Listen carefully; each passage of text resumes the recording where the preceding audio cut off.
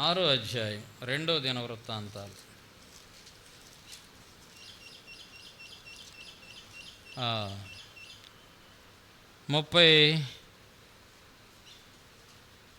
32వ వచనం నుంచి ధ్యానించుకుందాం. పరిశుద్ధుడు అయిన తండ్రి, దయగల మా ప్రభువా, ఈ సత్యము సొలొమోను మహారాజు మందిరాన్ని ప్రతిష్ఠించడానికి ముందు చేసిన ప్రార్థనలోని భాగం ఇది. ఈ భాగము మాకు ఆశీర్వాదకరంగా, దీవెనకరంగా చేయి. బలహీనము నాయన క్షమించి నీ ఆత్మ ద్వారా నన్ను మమ్మల్ని నడిపించు. యేసు నామమున వేడుకుని ప్రార్థన చేస్తున్నాం మా పరమ తండ్రి, ఆమేన్. 32వ వచనం, మరియు నీ జనులైన ఇశ్రాయేలీయుల సంబంధులు కాని అన్యులు నీ ఘనమైన నామమును గూర్చియు నీ బాహుబలమును గూర్చియు సాచిన చేతులను వినిన వారై దూరదేశము నుండి ఈ మందిరమునకు వచ్చి విన్నపము చేసిన యెడల నీ నివాస స్థలమగు ఆకాశము నుండి నీ వారి ప్రార్థన అంగీకరించి నీ జనులకు ఇశ్రాయేలీలు తెలుసుకొనినట్లు భూజనులందరూ నీ నామము తెలుసుకొని నీ యందు భయభక్తులు కలిగి నేను కట్టిన ఈ మందిరమునకు నీ నామము పెట్టి నీ పేరు పెట్టిబడినని గ్రహించినట్లుగా ఆ అన్యులు నీకు మొరపెట్టిన దాన్ని నీవు దయచేయుదుగాక. ఇక్కడ అన్యులు దేవుని వైపు తిరగటం అనే దాని గురించి మనం ఇచ్చేది. ఇందాక చెప్పిన దానికి ఒక ముగింపు ఏంటంటే, ఇలాగా మనం ట్వికిల్గా కలవరపడిన మనసుతో కనుకుంటే రాను ఏమైపోతాం? శాంతం భక్తిలో దిగజారిపోతాం. సేవకుని మీద మనసు పోద్ది, ఎక్కడెక్కడో వచ్చి మనసులో పడతా ఉంటాయి, దిగులు పడతావు, విచారపడతావు, అయ్యో నేను పొందలేక ఇక్కడ ఆత్మలో తగ్గిపోతున్నానని గ్రహింపు ఉండదు. అట్లా ఉనికిని పోగొట్టుకునే విశ్వాసులు చాలామంది నేను చూశాను. అలాగ మనం కాకూడదని ఆ ఉపోద్ఘాతం ఇయటం జరిగింది. సరే, ఇక్కడ మనం చూస్తే అన్యులు దేవుని వైపు తిరగటం. సొలొమోను మహారాజు హృదయం ఎంత విశాలపరచబడిందంటే, దేవుడు ఆయనకు చేసిన కార్యం గొప్పది. పరిపాలనకు వచ్చాడు, వచ్చినాక ఇంత పెద్ద ప్రజలను పరిపాలన చేయడం ఆయన వల్ల కాటల. అప్పుడు ఏకాంత ప్రార్థనకి వెళ్ళాడు గిబియా అనే స్థలానికి. ఒక్కరోజు ప్రార్థన చేశాడు, ఒక్క రాత్రి ప్రార్థన చేశాడు, బలులు అర్పించాడు, ప్రార్థన చేసి నిద్రపోయాడు. పడుకున్నాక దేవుడు మాట్లాడుతున్నాడు. ఈ అనుభవం సొలొమోను రాజుకి ఎంతో గొప్ప మేలు చేసింది. ఎంత గొప్ప అంటే, అసలు ఇక నిన్ను మించిన దేవుడు లేడు, నీ బిడ్డలు నీ నామంలో ప్రార్థన చేస్తుంటే నువ్వు ఆలకించకపోవటం అనేది లేదు అని సొలొమోను హృదయం బాగా బలపడి ఏమని సమాధానం చెప్పాడు మనకు తెలుసు. నీవు నీ శత్రువులు ప్రాణం అడగలేదు, ఐశ్వర్యము ఘనతలు అడగలేదు, నా ప్రజలను పాలించుటకు జ్ఞానం ఇయ్యమని నువ్వు అడిగావు. కాబట్టి నీకు జ్ఞానము, వివేకము, వాటితో పాటు ఏమిస్తున్నాను? సర్వసంపదలు ఇస్తున్నానని దేవుడు చెప్పిన తర్వాత ఆయన పరిపాలన విధానమే మారిపోయింది. ఆ ఇన్సిడెంట్, ఆ సంఘటన, ప్రభుతో సొలొమోను మహారాజు సంధించినటువంటి ఆ సంఘటన, అంటే ఈయన ప్రార్థన చేయటము, దేవుడు ఆలకించి దాని ప్రకారం జవాబు చెప్పటము ఎక్కడ దాకా నడిపించిందంటే, చాలా బలమైన కార్యాలు చేయటం దాకా నడిపించింది. మందిరాన్ని కట్టాడు, 7 సంవత్సరాలు బలమైనటువంటి మనిషి. ఆ మందిరం ప్రతిష్ఠ చేస్తా ఏమని ప్రార్థన చేశాడో మీరు అసలు 6వ అధ్యాయం అంతా చదువుకుంటే మంచిది మీకు. నేను దాంట్లో ఒక్క భాగమే తీసుకున్నాను. పాపం చేసినప్పుడు మనుషులు ప్రార్థన చేస్తే నువ్వు విడిపించు, పాపం చేసినప్పుడు ఆకాశాన్ని మూసివేస్తే నువ్వు, ప్రజలు వచ్చి నీ సన్నిధిలో చేరి మొరపెడితే నువ్వు మరలా వారి ప్రార్థన ఆలకించి వర్షమును దయచేసి క్షేమం దయచేయము. ఇది 3వ పాయింట్. ఏమిటిది? అన్యులు అంటున్నాడు. ఎవరంట ఈ అన్యులు? ఎక్కడ వాళ్ళంట? ప్రపంచవ్యాప్తంగా వ్యాపించిన అన్యజనులు. నీ ఘనమైన నామమును గూర్చియు నీ బాహుబలమును గూర్చి చాచిన చేతులను గురించి వినిన వారే. అది నీ గురించి విని అన్ని జనులు ఉన్నారే, దేవుణ్ణి ఎరగని వారు, వాళ్ళు కూడా నీ సన్నిధికి వచ్చి గనక మొరపెడితే నువ్వేం చేయమంటున్నాడు? నువ్వు వాళ్ళ ప్రార్థన ఆలకించు అంటున్నాడు. సొలొమోను మనస్సు విశాలమైపోయింది దేవుని ప్రేమను బట్టి. దేవుని శక్తి గురించి ఆయన మనసు ఏమైంది?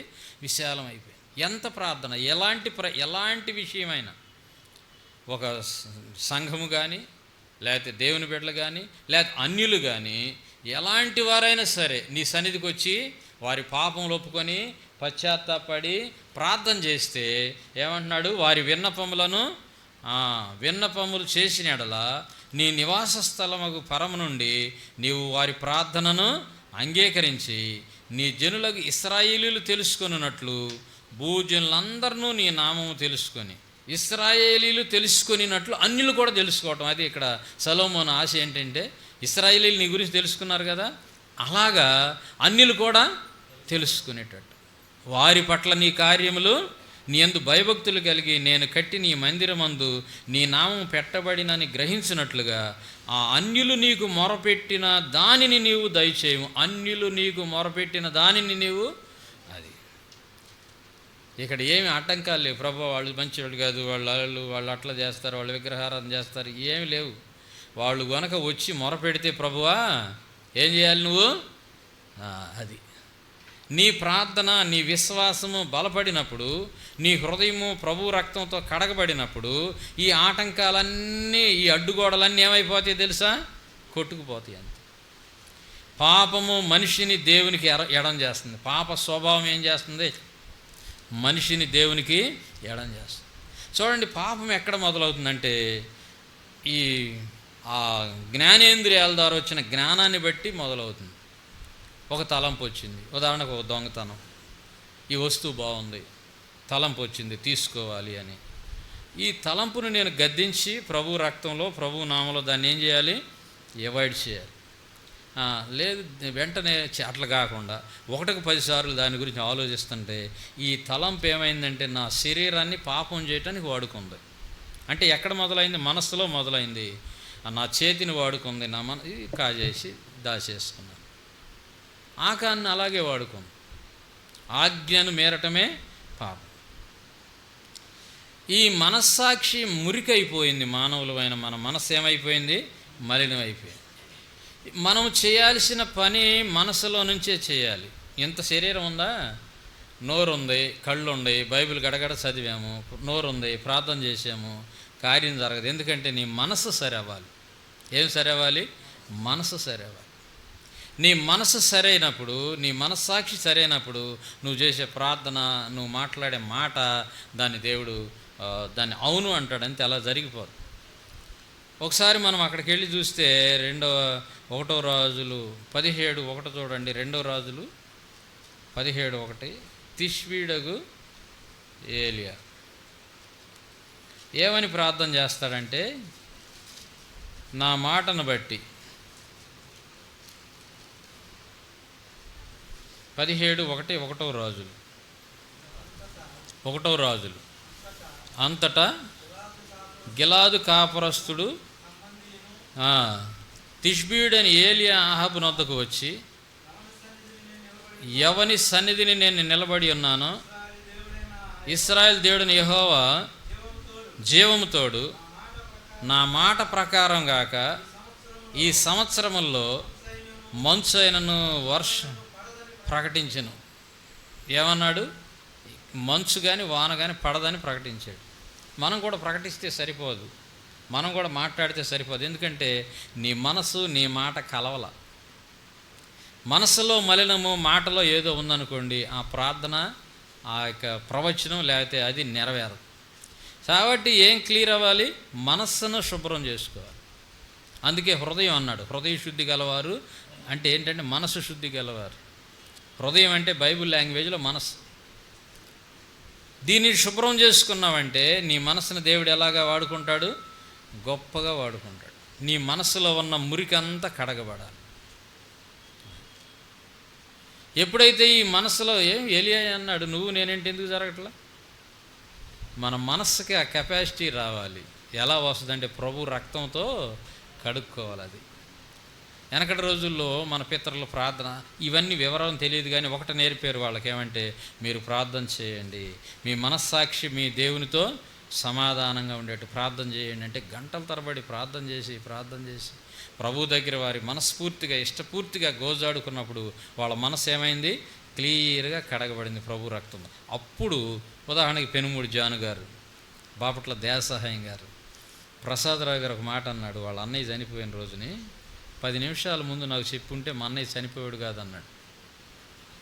ఇది పుట్లగుంటలో జరిగింది. ఆయన నర్సరాపేటలో ఉన్నాడు. ఏమన్నాడు తెలుసా? అంటే చనిపోయాడు కాదంటే చనిపోయాడు, నువ్వు ఆపుతావా? ఆపుతానని ఆయన మాట. ఏంటి అనుసంధానం అయింది దేవునితో? ఈ మనస్సులో నుంచి చాలా మలినం కడిగి వేసుకోవాలి. ద్వేషములు, కక్షలు, స్వలాభాపేక్ష, స్వార్థము, నానా రకాలైనటువంటి. ఇప్పుడు మనం ఏం చేసాం? రక్షణ పొందాం, పాపినైనా గ్రహించుకున్నాం, పాపాన్ని ఒప్పుకున్నాము, పాపాన్ని విడిచిపెట్టాం. మనస్సును శుభ్రం చేసే మెట్టు మనకు కావాలి. ప్రభు రక్తంలో ఏం చేయాలి? ఈ మనసుని పాత జ్ఞాపకాలు, ఓర్వలేని, క్షమించలేని, సహించలేని పరిస్థితులు. నువ్వు నీతో సహోదరుని క్షమించావు, కానీ అప్పుడప్పుడు ఏం చేస్తుంది? నీ మనసులో అది కెలుకుతుంది. ఇది మనం జయించిన నీ మనస్సును దేవుడే పరలోకపు కర్మాగారంగా వాడుకుంటాడు. ఈ మనస్సును కడగకపోతే దయ్యములకు కర్మాగారంగా మారిద్ది ఇది. జో గారు ఒకసారి విమానంలో ప్రయాణం చేస్తూ ఉన్నారు. అది 13 గంటల నుంచి 18 గంటల ప్రయాణపు యాత్ర. అది పక్కనే కూర్చున్న అతను, జో గారు కూడా ఎప్పుడూ మాట్లాడరు, ప్రార్థన ప్రార్థన ప్రార్థన వ్యర్థం చేయడు. పక్కన ఆయన కూడా చాలా పట్టుగా ఏదో మాట్లాడుతున్నట్టు తనలో తాను. జో గారికే ఎవరు పలకరించడు ఆయన, కానీ ఈయన పలకరించాల్సి వచ్చింది. ఏం చేస్తున్నావు అని అడిగాడు. నేను ప్రార్థన చేస్తున్నాను అన్నాడు. ఎవరికి ప్రార్థన చేస్తున్నావు అన్నాడు. సాతానుకు ప్రార్థన చేస్తున్నాను. ఏమని ప్రార్థన చేస్తున్నావు? అక్కడ అది జరిగి అంతమంది చనిపోవాలి, ఇక్కడ ఇది జరిగి ఇంతమంది చనిపోవాలి, అక్కడ యాక్సిడెంట్. అంటే మనస్సును దేనితో నింపుకున్నాడు ఆ వ్యక్తి? సాతాను సంబంధమైన ఆత్మతో నింపుకున్నాడు, మలినమైన ఆత్మతో నింపుకున్నాడు. చూడండి ఎలాగా మనసులో నుంచి. ఇక ఆ మనస్సును దేవుడు వాడుకోలేడు. అతను అదే మారు మనస్సు పొందటం అంటే ఏంటి? ప్రభు దేవునికి లోబాటు. సొలొమోను గురించి నేను మాట్లాడుతున్నప్పుడు ఇక్కడ ఆయన ప్రార్థన చేస్తున్నా అంటే ఒట్టి ప్రార్థన కాదు అది. ఆ టైంలో సొలొమోను హృదయం అంత విశాలంగా ఉంది. దేవుడు దాన్ని ఖచ్చితంగా తీసుకున్నాడు. అలా జరిగేటప్పుడు మందిరంలోకి వచ్చి వారి పాపంలో ఒప్పుకొని పశ్చాత్తాపడినప్పుడు అన్యుల కొరకు కూడా ప్రార్థన చేశాడండి. ఇక్కడ వాళ్ళు ఎవరైనా సరే, వాళ్ళు ఎలాంటి వారైనా సరే, నీ మందిరానికి వచ్చి మోకరించి నోరు తెరిచి ప్రభువా ఇది నా బాధ అని చెప్పినప్పుడు నీ వారి ప్రార్థనని ఆలకించు. ఇక్కడ మనం దేవుని సేవ మొదలుపెట్టినప్పుడు ఒక సాక్ష్యాన్ని విన్నాను నేను. కొత్తలో 2003 తర్వాత అది జరిగింది, ఎప్పుడో గుర్తులేదు. ఒక ఆమె 7వ రోజు పిల్లని తీసుకుని, కూతురుని తీసుకుని మందిరానికి వచ్చింది. సరే ఎవరో వచ్చింది, కూర్చుని విన్నారు. నాకు సాక్ష్యం చెప్పాలా అంది. సరే చెప్పమ్మా అన్న. ఏం చెప్పిందంటే, నా పిల్లకి ఇది 2వ కాన్పు. మొదటి కాన్పు ఆపరేషన్ చేసి బిడ్డను తీశారు. ఇప్పుడు 2వ కాన్పు నేను పేద్దాన్ని. మధ్యరాత్రి టైంలో నా పిల్లకి నొప్పులు వచ్చినాయి. ఇక్కడ నడుచుకుంటా వెళతా ఈ మందిరం ముందు నిలబడి యేసు ప్రభువుతో మాట్లాడాను, మొక్కుకున్నాను. అయ్యా నాకు డబ్బులు లేవు, ఆపరేషన్ చేసి బిడ్డను తీసే కెపాసిటీ లేదు, ఇక్కడున్న గవర్నమెంట్ హాస్పిటల్కి వెళ్తున్నాను, నా బిడ్డకు సుఖమైన ప్రసవం ఇవ్వు, నీ సన్నిధికి వచ్చి నేను సాక్ష్యం చెబుతానని చెప్పుకున్నాను. అయ్యా ఇక్కడ పక్కనే ఉన్న గవర్నమెంట్ హాస్పిటల్కి వెళ్ళింది. ఆ రాత్రి ఆమెకు సుఖమైన ప్రసవం అయింది. ఇంటికి వెళ్ళిపోయి 7వ రోజున తల్లిని బిడ్డని తీసుకొని ఆ పెద్ద ఆమె వచ్చి సాక్షి. అంటే అన్యులు కూడా, మళ్ళీ ఆమె ఎప్పుడు రాలేదు, అన్యులు కూడా ఆయన మహాగణుడు, మహోన్నతుడు, గొప్పవాడు, ఆయనకు అసాధ్యమైన కార్యమేది లేదు. దేవుని బిడ్డలైతే గ్రహించుకొని వారి పాపం ఒప్పుకొని విడిచిపెట్టి పశ్చాత్తాపడినట్టయితే వారికి నేను సహాయము చేస్తానంటున్నాడు.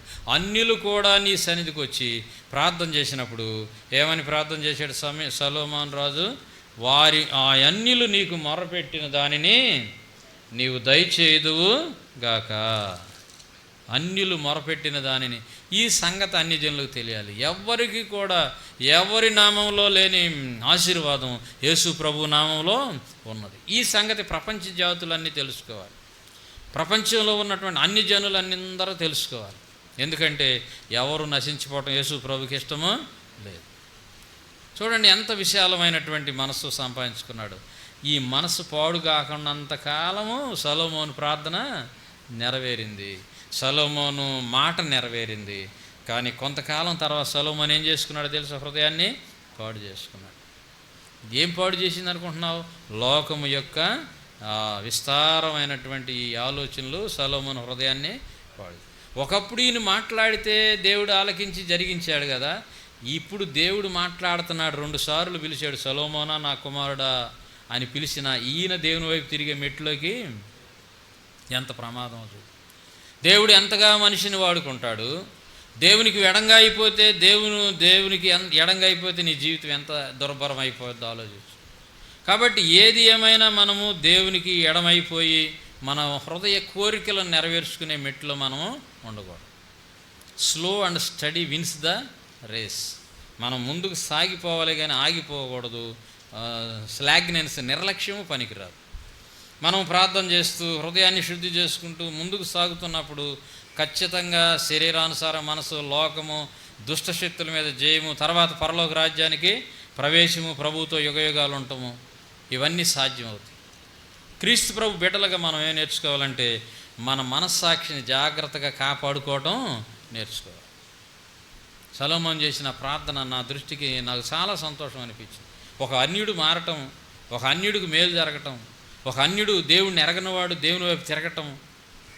చూడండి, అసలు వాళ్ళే ఇష్టపడరు, కానీ అన్యుడు సైతం వచ్చి ప్రార్థన చేస్తే ప్రభువా నువ్వేం చేయాలి? ఆ ప్రార్థనని ఆలకించి వారి మనవులను నువ్వు అంగీకరించాలి అంటాడు. 34వ వచనం, నీ జనులు నీవు పంపిన మార్గమందు తమ శత్రువులతో యుద్ధము చేయుటకై బయలుదేరనుద్దేశించి నీవు కోరుకునే నీ పట్టణము తట్టు నీ నామమునకు నేను కట్టించి నీ మందిరము తట్టు చూసి విన్నపము చేసిన ఎడలా. పోరాటంకి వెళ్తున్నావు, యుద్ధానికి వెళ్తున్నావు. ఎవరి మీద పోరాటము? మనం పోరాడునది శరీరులతో కాదు కదా, అంధకార సంబంధులైన దురాత్మల సమూహంతో, లోకనాథులతోనూ పోరాడుతున్నావు. ఈ యుద్ధానికి వెళ్ళబోయే ముందు ఏం చేయాలంట? మందిరములో నీవు తిరిగి నీ ప్రజలు నిన్ను మొరపెట్టిన ఎడల అంటాడు. దానిలయ్య గారు రేపల్లి కోటాలకు వస్తా ప్రార్థన చేయి, ప్రభువా అక్కడ నాకు ఒక వాగ్దానం, ఈ దురాత్మ శక్తుల మీద నాకు జై. ప్రార్థన జీవజల ప్రవాహాలు చదవండి, దానిలో ఉంటుంది. చేసినప్పుడే దేవుడు ఒక మాటను చెప్పాడు దానిలయ్య గారు. అక్కడ కొన్ని దుష్ట శక్తులు పడినప్పుడు ఈ వాక్యం చదివాడు, అంతే, అవి వెళ్ళిపోయినాయి. చూసారా, దేవునితో అనుసంధానమైన మనము మన మనస్సాక్షిని శుభ్రం చేసుకుని ముందుకు సాగుతుంటే దేవుడు ప్రతి విషయంలో మనకేం చేస్తారు? జయమిస్తారు. చూసారా, యుద్ధమునకు బయలుదేరినప్పుడు నీ ప్రజలు నీవు కోరుకుని నీ పట్టణము తట్టును నీ నామమునకు నేను కట్టించి నీ మందిరము తట్టు చూసి విన్నపము చేసిన ఎడల పరమండలమందు నీవు వారి విన్నపములను ప్రార్థనలను ఆలకించి వారి కార్యమును నిర్వహించదవుగాక. పాపము చేయవాడెవడనూ లేడు గనుక. చూసారా, దేవుడు ఏమన్నాడు? నీతిమంతుడు లేడు. కాబట్టి నువ్వేం చేయాలంటే, దేవా నీ దృష్టి ఎదుట పాపం చేసినప్పుడు నీవు వారి మీద ఆగ్రహించి శత్రువుల చేతికి వారిని అప్పగించగా చెరపట్టబడిన వారు వారిని దూరమైనట్టు కానీ సమీపమైనట్టు కానీ దేశమును పట్టుకొని పోగా వారు చెరకపోయిన దేశమందు బుద్ధి తెచ్చుకొని, ఏం తెచ్చుకోవాలంట? బుద్ధి తెచ్చుకొని మనస్సు తిప్పుకొని, ఒకవేళ జరిగింది, పాపం చేశాను, దేవుడు నన్ను శత్రువు చేతికి అప్పగించాడు, నేనేం చేయాలి? ఇక అలాగే బానిసగా ఉండాలంటే బుద్ధి తెచ్చుకోవాలి. నేను పాపం ఏం చేస్తుందంటే మనిషిని సాతానికి బానిసగా చేస్తుంది. వెంటనే గ్రహించుకోవాలి, బుద్ధి తెచ్చుకొని మనసు తిప్పుకొని, అది మేము పాపము చేసితిమి, దోషులమైతిమి, భక్తిహీనులుగా నడిచితిమి అని ఒప్పుకొని ఏం చేయాలంట? జస్ట్ అదే చేయాలి, ఒప్పుకోవాలి. దేవునికి విరోధంగా మనం నడిచిన నడక మనం ఒప్పుకొని విడిచిపెడితే దేవుడు ఏం చేస్తాడు? అది ఎంత గొప్ప శత్రువైనా, అది ఎంత గొప్ప పోరాటం అయినా దేవుడు ఏం చేస్తాడు? దాని బంధకాల నుంచి విడిపిస్తాడు. అది మాత్రం మనం విసర్జించకూడదు. అన్యులు ప్రార్థన చేసినా సరే దాన్ని సొలొమోను రాజు చూడండి చేసిన ప్రార్థనలు. ఇంకేమంటాడు చూడండి, మళ్ళుకొని తమ పితరులకు నీవిచ్చిన తమ నామ ఘనత కొరకు నేను కట్టించి నీ మందిరం మీదికి మనసు తిప్పి విన్నపము చేసిన ఎడల. ఏం చెప్పాలి? మనస్సు తిప్పి విన్నపము చేసిన ఎడల. ఇక్కడ ఒక చిన్న మాట, ఆపద మొక్కు అంటారు, బయట మాట అది. అంటే ఆపద వచ్చినప్పుడేమో అయ్యా ఈ బాధని, తర్వాత ఏమైపోతుంది? మన హృదయం కఠినమై, అది దేవుడు చూస్తాడు. ఎందుకంటే ఇక్కడే అంటాడు చూడండి ఒక మాట, 31 చివరి వచనం, 31 వచనం చివరి లైను, నీ ఒక్కడవే మానవుల హృదయం ఎరిగిన వాడవు కదా. దేవుడు ఎవరి హృదయం ఎరిగి ఉన్నాడు? మనము దేవునితో స్నేహం ఎట్లా ఉండాలంటే సంబంధం బలపరుచుకోవాలి. ఇది స్నేహము, ఆత్మ సంబంధాన్ని బలపరుచుకోవాలి. మనం ఏ పరిస్థితుల్లో కూడా దేవునికి విరోధముగా వ్యవహరించటానికి, ఈ గాస్త గండం గట్టెక్కితే ఎట్టగొట్టాలి తర్వాత సంగతి అనేటువంటి మనసు ఉంటే అది దేవుడు ఎరగకుండా ఉంటాడా? లేదు. కాబట్టి మనసు తిప్పుకొని విన్నపము చేసిన యెడల నీ నివాస స్థలమైన పరమండలము నుండి నీవు వారి విన్నపమును ప్రార్థనను ఆలకించి వారి కార్యములు నిర్వహించి నీ దృష్టి ఎదుట పాపం చేసిన నీ జనులను క్షమించుదువుగాక. నీ జనులను ఎప్పుడు ఒప్పుకొని విడిచిపెట్టి మనసు తిప్పుకొని మొరపెట్టిన యెడల నీవు నీ జనులను క్షమించుదువుగా. అన్యులు వచ్చి నీకు మొరపెట్టినప్పుడు వారి విన్నపములు ఆలకించుదువుగాక. నీ జనులు పాపము చేసి శత్రువు చేతిలో చిక్కుకొనినప్పుడు ఒకవేళ వాళ్ళు మళ్ళుకొని వారి పాపములు ఒప్పుకొని మనసు తిప్పుకొని నీ సన్నిధిలో వారు విజ్ఞాపన చేసిన యెడల వారి పాపములను క్షమించుదువుగాక. మందిరం యొక్క ప్రాముఖ్యత, మనస్సు యొక్క ప్రాముఖ్యత. దేవుడు కొరింథీ పత్రికలో ఏమంటాడంటే, నీ దేహము దేవుని, దీన్ని ఎంత చక్కగా కాపాడుకుంటావో, మనసుని ఎంత చక్కగా కాపాడుకుంటావో, నీ మనసును దేవుడు పరలోకపు కేంద్రముగా వాడుకుంటాడు. దీన్ని ఎంత మురికి చేసుకుంటామో అంతగా ఈ మనిషి పనికిరానివాడు అయిపోతాడు. అప్పుడు ఎవరికి సంతోషం అంటే సాతానుకు సంతోషం. నీ మనసును శుభ్రం చేసుకున్న కొద్ది ఎవరికి సంతోషం అంటే దేవునికి సంతోషం. ఎందుకంటే నా చేతి పనిముట్టుగా ఈ నా కుమార్తె మారింది, నా చేతి పనిముట్టుగా ఈ నా కుమారుడు మారాడు, ఈ పనిముట్టుతో నేను కొన్ని కార్యాలు చేస్తాను. ఈ పనిముట్టు ఆయన చేతిలో అంతం వరకు నమ్మకంగా ఉండినట్లయితే ఆయనకి కండబలం అవసరం లేదు, డబ్బు బలం అవసరం లేదు. ఆయనకి కావాల్సింది మన మనస్సుని కంప్లీట్గా ప్రభు రక్తంతో కడుక్కొని అంతం వరకే కొనసాగటం. ఎప్పుడైతే మనం ఆయన చేతిలో మన మనస్సాక్షిని శుభ్రం చేసుకుంటామో మన చివరి క్షణం కూడా భూమి మీద ఆశీర్వాదమే. చివరి క్షణంలో కూడా మనల్ని దేవుడు తన చేతి పనిముట్టుగా వాడుకుంటాడు. యాకోబు మోసగాడు, తండ్రిని మోసం చేశాడు, అన్నను మోసం చేశాడు, వృద్ధాప్యంలోకి వస్తున్నాడు, 12 గోత్రాల పిల్లలు ఆయన కన్నాడు, చివరిలోకి వచ్చాడు, చనిపోబోతున్నాడు. అప్పుడు ఆయన చేసిన ప్రార్థన ఏంటంటే, దేవుడు మనసు ఏంటో అదే మాటలు తన నోటెమ్మటే, రూబేను నీవు ఇలాగుంటావు, యోధా నువ్వు ఇలాగుంటావు, యేషోబు నువ్వు ఇలాగ ఆశీర్వదించు అని ఎవరు చేయాలి? అసలు అది ఎవరు ఆశీర్వదించాలి? మరి ఇప్పుడు ఎవరు బలుగుతున్నారు? యాకోబు బలుగుతున్నాడు. మన మనస్సును శుభ్రం చేసుకునే కార్యక్రమంలో ప్రభు రక్తాన్ని మనం వినియోగించుకుని దీనులమై పరిశుద్ధపరచబడిన వారికి ఉంటే మనం ఎంతవరకు ఆశీర్వాదకరంగా ఉంటామో చెప్పలేం. మన మనస్సును చక్కగా శుద్ధి చేసుకోవాలి. కుటుంబంలో పరిస్థితులు, భార్యాభర్త, పిల్లల కుటుంబం, బంధువులతో సంబంధం, సంఘంలో సంబంధం, ఇవన్నీ కూడా దేవుడు చూస్తాడు. నీ మనస్సును దేవుడికి అప్పచెప్పావంటే ప్రభు ఏం చేస్తారు? గొప్పగా ఈ మనస్సును నిన్ను వాడుకుంటాడు. ఈ మనస్సును శుభ్రం చేసుకోవాలి. ప్రభు రక్తంతో ఈ మనసుని కడుక్కున్నావంటే నీవు ఎవరైనా సరే వయసుతో నిమిత్తం లేదు, దేవుని చేతిలో బలమైన సాధనముగా ఉంటావు. క్రీస్తు యేసు కలిగిన ఈ మనసు మనం కూడా కలిగి ఉండాలి. దేవుడు తన వాక్యం ఆయన కృపలో మనకు ఆశీర్వాదకరంగా దీవెనకరంగా చేయనుగాక. ఆమేన్. ప్రార్థన చేసుకుందాం కొద్దిసేపు.